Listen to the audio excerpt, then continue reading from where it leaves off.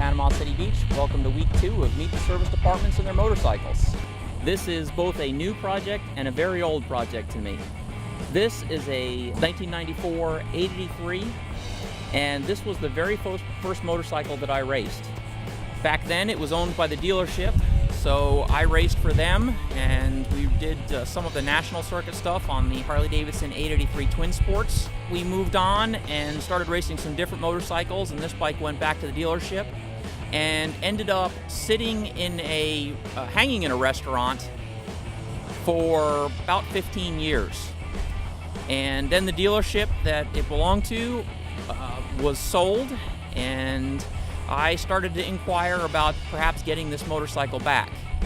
About the same time, my dad, who was a huge part of my racing, he was my crew chief for 10-15 years and always there to help me and work long hours without pay and without much gratitude, and sometimes with me getting impatient.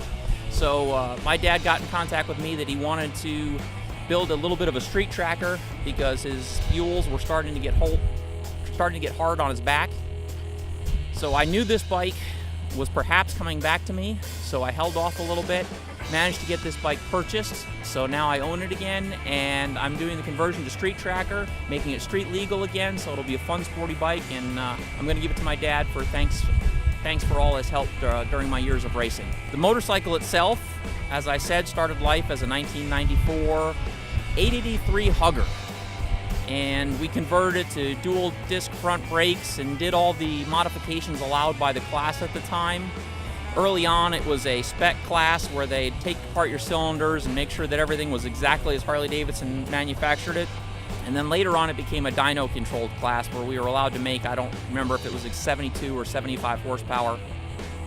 So this bike became a 1000cc. It's got custom pistons in it. And I believe, if I remember correctly, it has Scream Eagle bolt-in cams. And that, with the exhaust and the air cleaner, would make a little bit more than 70, whatever the allowable horsepower was. And we put a restrictor plate in the intake to bring it back down. It has all sorts of suspension work. It's got white WP shocks on the rear. It has gold valve cartridge emulators in the front. All the bearing clearances and everything was maximized to give us the most suspension feedback, and also to reduce rolling resistance as much as possible. We had a lot of fun racing this bike over the years. We went this bike's raced up in Wisconsin, out in California, up in Oregon and Washington and New Hampshire. So there was a lot of history with me with this bike, and I'm real happy to have her back. And we're going to have some more fun with it now that we're going to make it a street bike again.